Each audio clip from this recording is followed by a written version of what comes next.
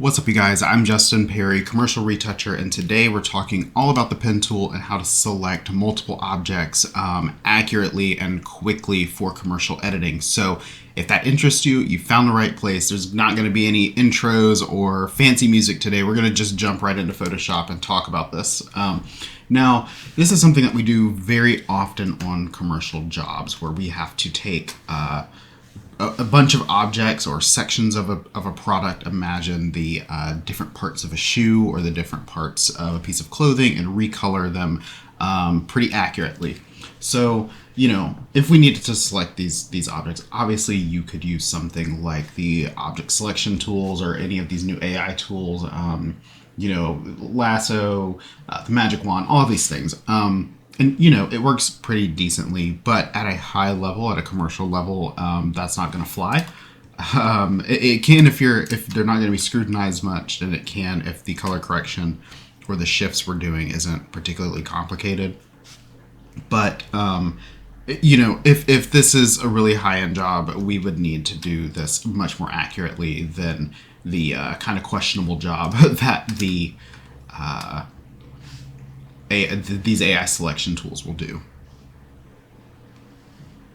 So what we're going to do, so let me deselect those. What we would do instead is use the pen tool. And if you're not familiar with the pen tool is a way to create really clean vector shapes. And then we can take those shapes and convert those shapes into selections. If we right click on our path, why is this not working? If we right click on our path, we can turn those shapes into selections and then use those selections to do other things in Photoshop. So that's what we're going to focus on today. Is the best and most efficient way to do that when we have a lot of objects in our scene. Now, if you're familiar at all with doing this, or you pen tool things before, you might just go ahead and start pen tooling objects away. So you might select the 6 block here and do something kind of like this. And if you don't know, when you get to the edge of the photo, you can just go outside the photo. It doesn't matter. So you might do something like along these lines to select this block. And that's fine if you only want to work on this individual block. But once we start talking about pen tooling multiple objects and doing different individual color corrections and that sort of thing to multiple objects in the same scene, we don't want to go about doing things this way. Because what's going to happen is you've done that once, so I've pathed that one. Now let's say I want to do something to number 7 here. We make a new path, and we start coming in, and we path this object right here. And you're going to be fine until you get to this edge. Because remember, we pathed this edge already, right? When we pathed this block, we've already hit this edge. And unless you are God himself, you are not going to be able to make this line perfect each time. Like, I'll show you what I'm talking about. Even if you think that you've done this perfectly, if I flip back in between these two and I zoom in, you can see that this path line at a distance appears to be pretty well lined up, but it actually is not the same. And that's going to cause an issue when we start color correcting because the area where they actually don't overlap perfectly, you're not going to get a smooth color correction. And you can kind of fix that with feathering and some other tricks, but honestly, we just want to avoid that to begin with. And actually, let me just show you what I mean. Watch, if I were to do a hue saturation on this one, and then I were to load my other path. To load these paths, I'm holding down Control or Command, I believe, on a Mac. Let me check my Mac here. I believe it's Command click. Control or Command click to load the path as a selection. You click the icon here. And then we can use that selection to start doing some color correction. Now, see, as we start to do this, the area where these pieces don't overlap perfectly on our masks, that's the area where we're going to have problem spots if we start doing major shifts. So we want to avoid that. We don't want to do it that way. So, okay, how do we do it? We're going to use a technique called Cascading Paths. Now, that's what I call it It might be called something else. I feel like I heard that from someone else, Seth McCullough, or maybe Earth Oliver, someone, or I might have just come up with that off the top of my head. I'm not really sure where that came from, but the idea is that you want to make sure you path objects in sequence of the closest object to you and cascade backwards. So, for example, on this photo, the closest object to me is this number 7. We would path that first. Next, we would path this full object here. Next, we would path the ones behind it. Then the ones behind them. Then the ones behind them, going all the way back. And what that's going to let us do is avoid pathing any lines 2 times. So we don't want to do that twice. We don't want to do that twice. We don't want to do this twice. And going all the way back. Anywhere where these objects touch, we only want to create 1 line between the 2, and that's going to give us a really accurate selection. So the way we do that, shoot, I just did all that on my background. Okay, let me undo all of that.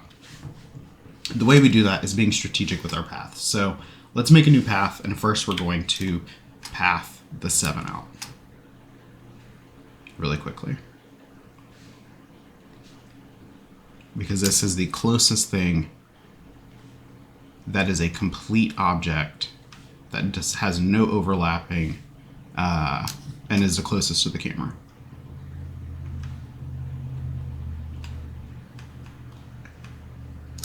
Okay, so that's the 7, and I'll name that 7. Now, we're going to make another path, and this one is going to be a full path of the blue block that the 7 is on. And I'm not going to do these super accurately because it's just a YouTube video in the essence of time, but you get the idea. So we do a full selection of this one.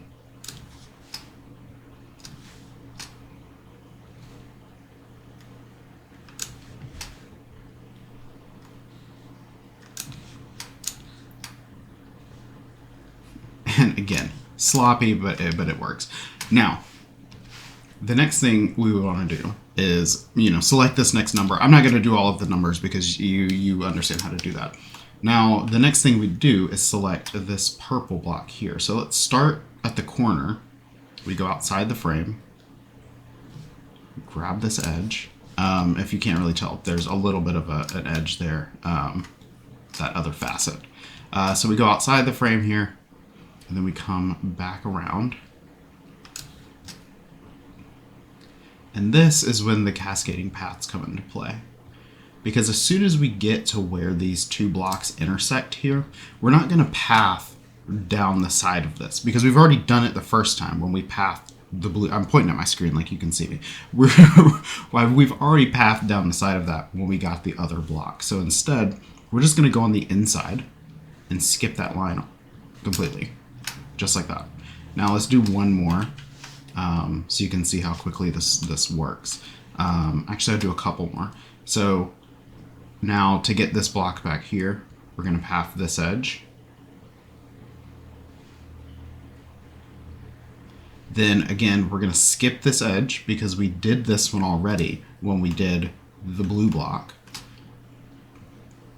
And then we're going to skip this edge altogether because we pathed that one when we did the purple block. And then we come back up and we keep going. If we were to do the 8 block, we would come around here.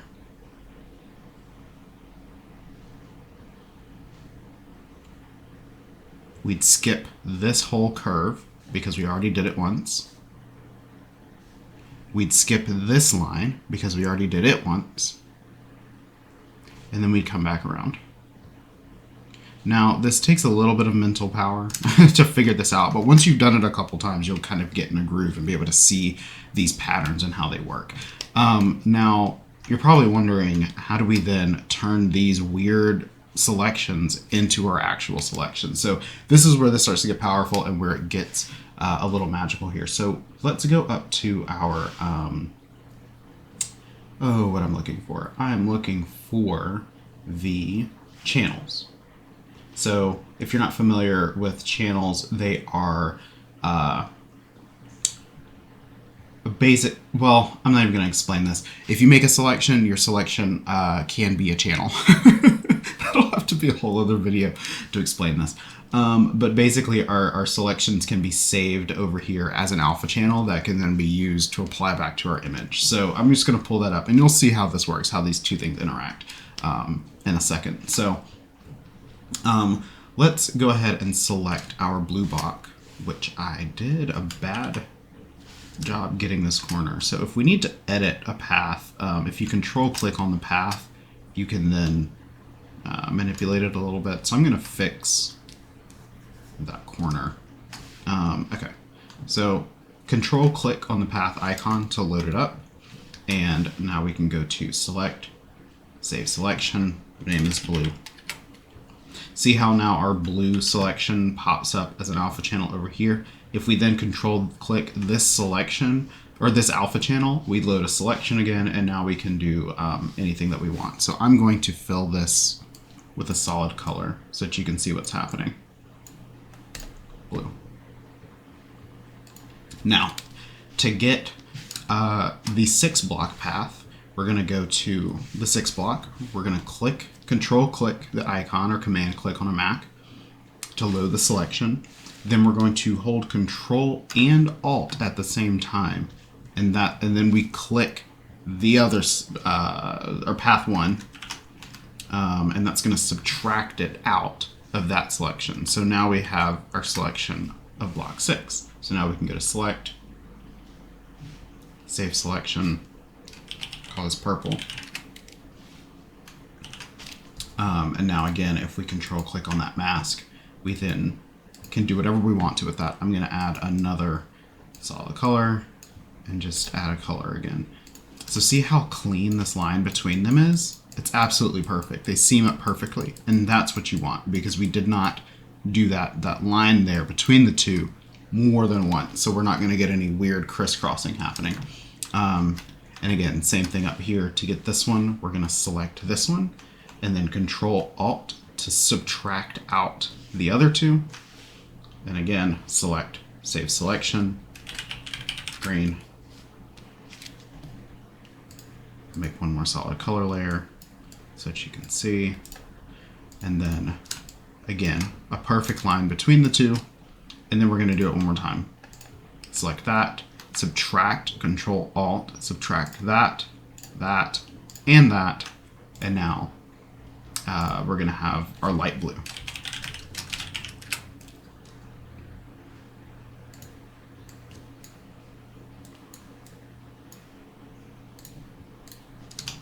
And look at that. Between all of these objects, you're going to get perfect lines, which means that you're going to then have perfect color corrections or anything else that you're trying to do where these things need to seam up together.